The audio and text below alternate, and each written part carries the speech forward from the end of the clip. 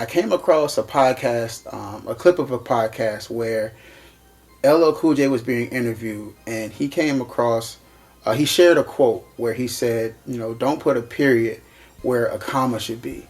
And that's been on my heart since the moment I've heard it. And I've been thinking and reflecting on that because I think that is very, very powerful.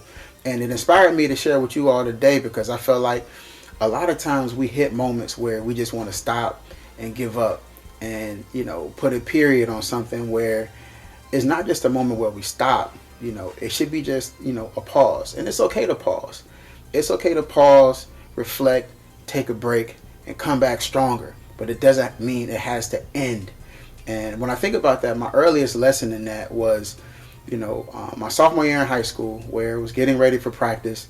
It was a hot day. And I remember uttering the words before practice that I needed a break because practice was, grueling. Coaches was hard, and it was, 3.5 hour battles. And, no exaggeration. We were really out there putting in work for a long time. And that day, I just wasn't mentally prepared to handle that.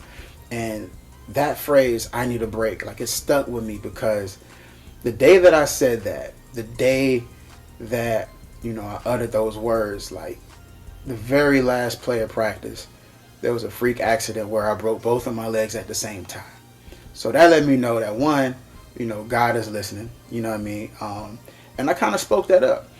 I needed a break and I got two. So I had a long layoff, but that wasn't the end of my career. That wasn't the end of my story. But in actuality, that was where my story began. So it wasn't a period. It was more so of a comma. I'm Coach Trav, and this is the Mental Health Playbook, the athlete's journey to self-discovery.